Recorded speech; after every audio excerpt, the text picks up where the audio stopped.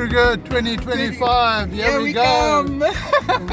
We're just leaving our house and driving through the farm road.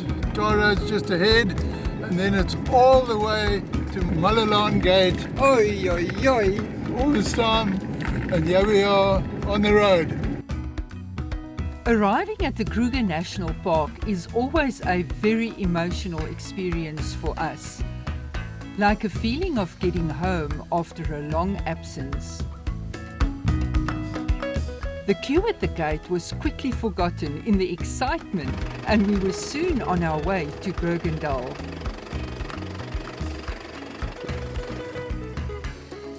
We found a fabulous site at the fence, perfect for the nightlife encounters we so looked forward to. The rewards of some hard work were soon in hand. Cheers. Coffee time.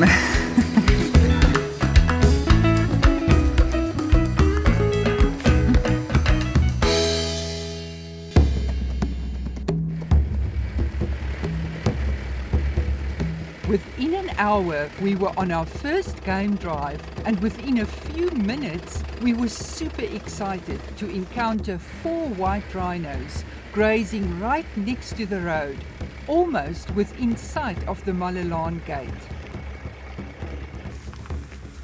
They had been dehorned, which got us thinking about what a normal white rhino should look like. The comparison is astounding compared to a shot taken in Botswana in 2016. We slowly made our way home as the sun set.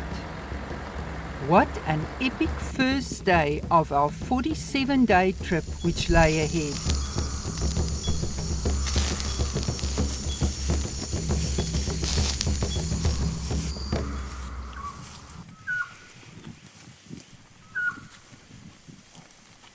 The next morning, we joined the early gate brigade with great expectations of another exciting day.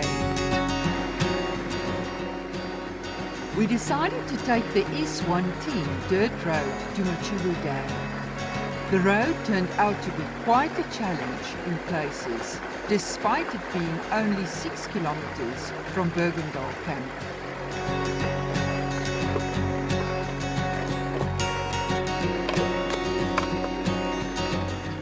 What a lovely surprise when we got there.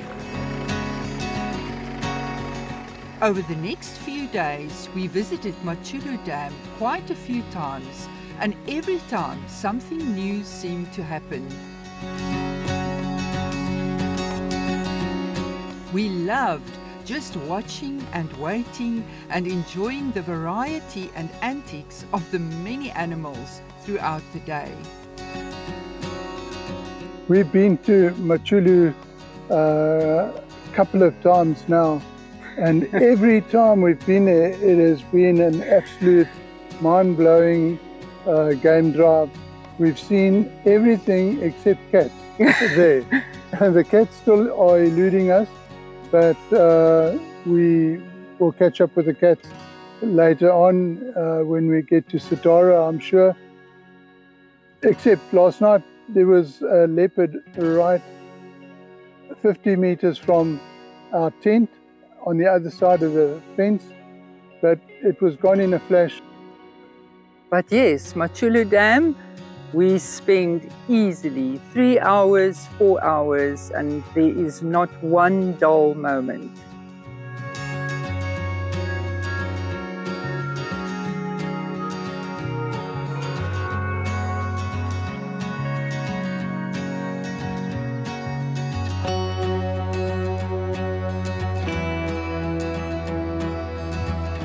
Matjulu Dam is delivering buffaloes, zebras, lots of impala, and we've only just stopped. There's just been no shortage of animals. It's fantastic, lovely, and just to experience the peace and the quiet of the Kruger Park. It's beautiful. Wonderful.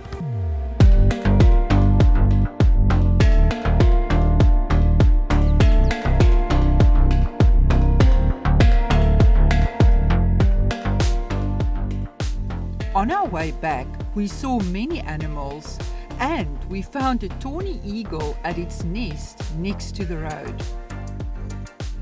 Keith took a few shots of the bird, but because of bad light, we planned to be back the next day.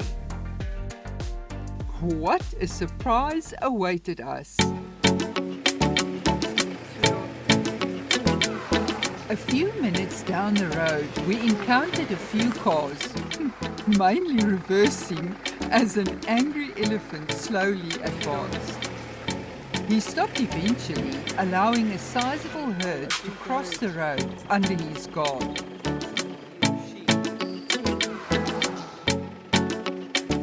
And just for good measure, he advanced some more, just to make a final power statement.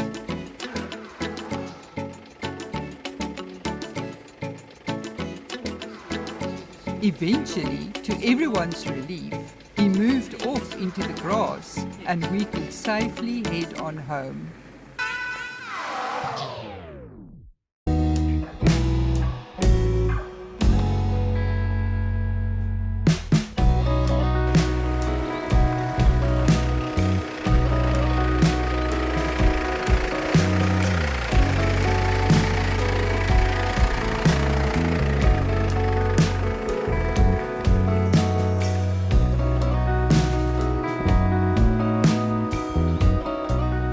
By now, we were loving our stay at Berg-en-Dal with very friendly neighbours and, of course, the amazing nightlife right by our fence.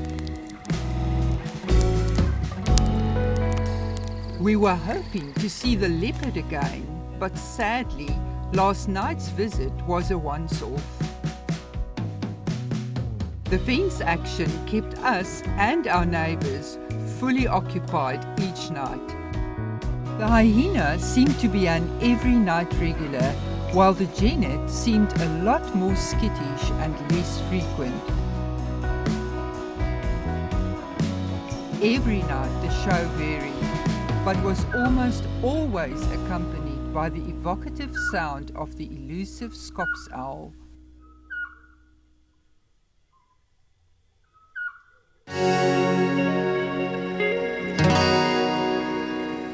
The next morning, we were again in the early morning queue, this time determined to get some better shots of the Tawney Eagle in the early morning light.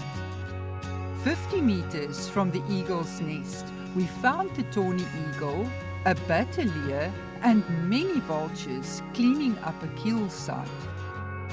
We were well entertained by the usual squabbles and power play among all the birds. Keith got some amazing shots, but the biggest surprise was just around the corner. We decided to go back to Matjulu Dam one more time, and as we drove off, we saw a cheetah and her cub step into the road right in front of us. The cub was especially interested in our car, while the mother walked off in the direction of the kill. It all made sense now, but sadly for her and the cub, there was not much left of her kill with all the birds on the scene. With full bellies anyway, they spent quite a while just lazing in the sun, just a few meters away.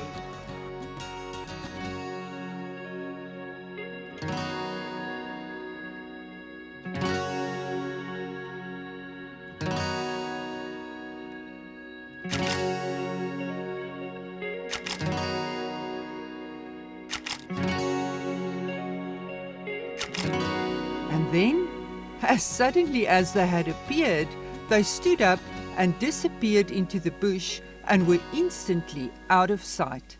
This cheetah and her cub just gave us, well, Keith, so many amazing photo and video opportunities. It walked right in front of our car and we thought, wow, you know, how could this day get any better? Yet it did. We continued our drive to Matjulu Dam, where we found many animals as usual, but with the excitement of the cheetah kill still fresh in our minds, we were soon driving back again. So right at this moment, we feel like we've hit the jackpot all over and over and over today.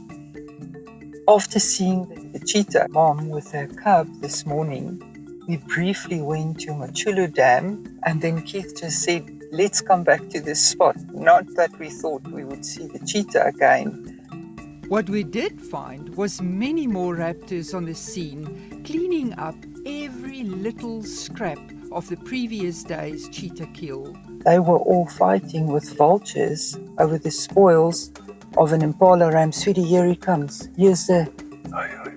Oh, here are the vultures. So Keith is now busy trying to get some more shots of these birds, and especially the Tawney Eagle up in its on its nest. I've been watching this Tawney Eagle nest now for the past few days.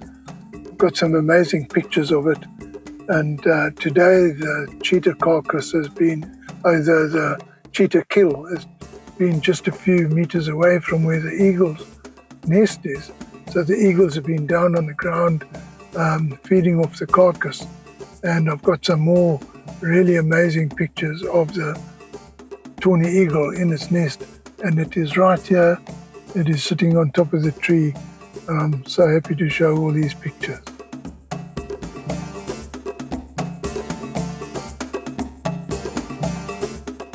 The Matjulu Road has really, over the past few days, delivered an amazing amount of sightings for us, and it's been fantastic. As we drove home, we could hardly contain our excitement. We could not have hoped for a more action-packed day. That night, we celebrated another wonderful day in the Kruger National Park. The next morning, we decided to stay on the tar road and head back to the H3 and then turn north towards Afsaal for a lovely roosterbrood breakfast and a well-deserved cappuccino. Near the Malelane turnoff, we were greeted by this very trusting zebra. What a privilege to get so close to these wild animals. A few kilometers up the H3, we encountered another herd of elephant close to the road. It's about the closest we've been allowed to get to a really tiny baby elephant so far. Of course, as usual, there's always a teenager who insists on having the last word.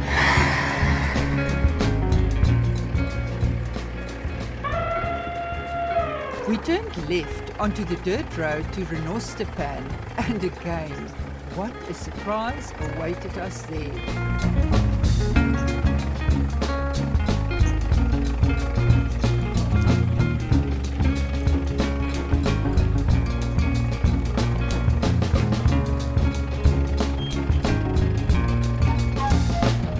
At first we thought the pan was completely deserted, but after a few minutes we saw a solitary buffalo approaching. Within minutes, an entire herd of at least 50 buffalo converged on Renosterpan. Many of the buffalo elected to lie in the water to cool down. What a unique sight.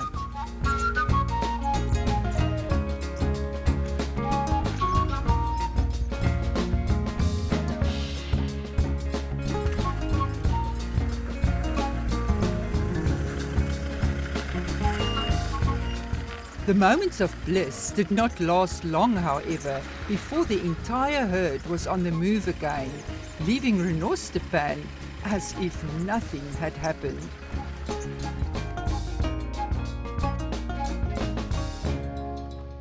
No sooner had the buffalo moved on when a single hippo emerged out of the bush. It slowly arrived at the water, testing it first, and then taking the plunge. The hippo, now totally in its element, did a few barrel rolls in the water to cool down.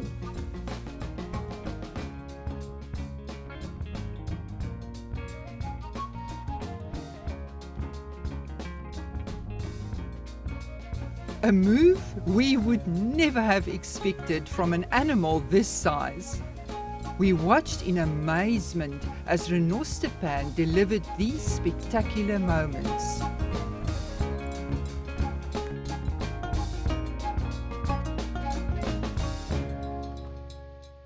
But soon we too were on the move again, still on our way to Afsaal.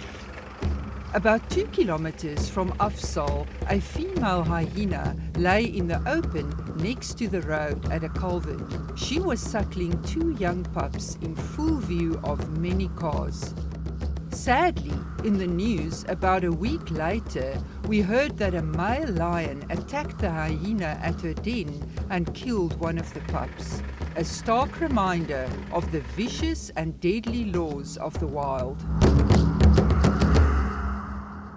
We moved on from the now very famous hyena in the direction of Afsaal, which was about 2 kilometers away. We could almost smell the cappuccinos. As we drove into the parking lot, we were immediately confronted by a traffic and parking situation of note. A complete selection of cars, campers, trailers, and everything in between was represented there. We could never have imagined that Afsaal would be this busy. We eventually found parking, which meant quite a walk with a picnic basket. Here we are at Afsaal.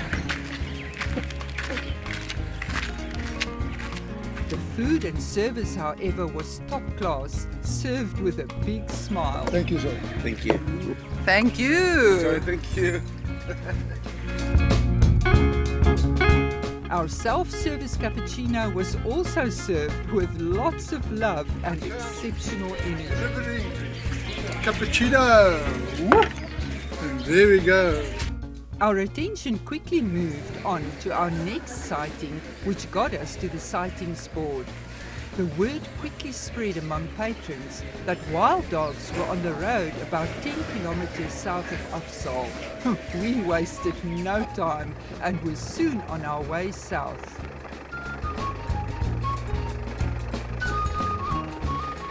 The dogs were on the tar road at the S121 junction. It was hard to tell, but there were about 7 dogs spread out over a few hundred meters.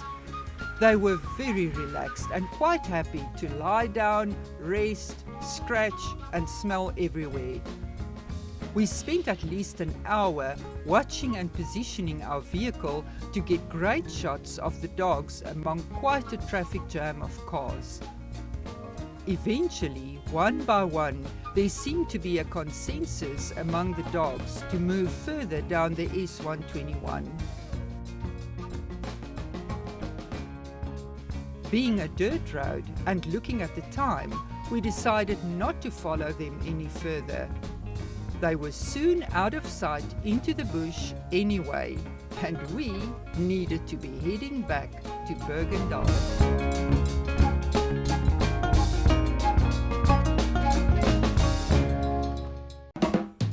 We started a slow drive back towards Malelane, thinking that we had ample time to make it home by 5:30. We only had about 20 kilometers to go. But the unexpected often happens, and almost in the road we found 3 white rhinos almost at the Malelane camp junction. They were so close that we had to stop and get some more amazing pictures. Between the dogs, rhinos, and the beautiful sunset, we had lost track of time completely. No matter what we saw next, we had to get back to camp by 5:30. Every second counted now. With a huge sigh of relief, we drove through the gate with seconds to spare. We could not have wished for a more eventful day. We were elated. We loved getting back to camp after our long game drives every day, and that evening was especially special. We loved the hyena visit every evening and felt that on that evening he stayed just a moment longer, just to say goodbye. This was our last night at Berg-en-Dal, and we savoured every moment.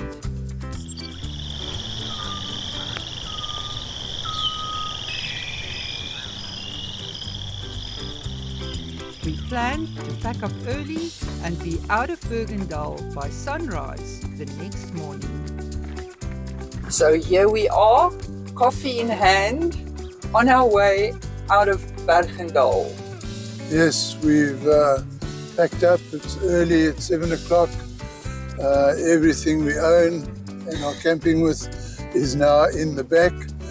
So we are happy to be leaving where we're going. We're happy to be leaving Berg-en-Dal, and we're on our way to Kruger. It's with a little bit of a heavy heart that we're leaving Berg-en-Dal. It's been fantastic, but here we are on the road to Kruger. Ready for the next adventure. Thank you for watching this episode. Our Epic Kruger 2025 trip from Berg-en-Dal to Malelane and back to Crocodile Bridge continues in the next episode. Please like, watch and subscribe to stay informed. Polar Steps has a daily record of all our trips. Download the app or follow us on Footloose in Africa. All our links and info are on our website, foreverfree.co.za. You can also follow us directly on Facebook and Instagram or contact us via email. All the links are posted below. See you in the next episode or online. We love you, Keith and Elmarie.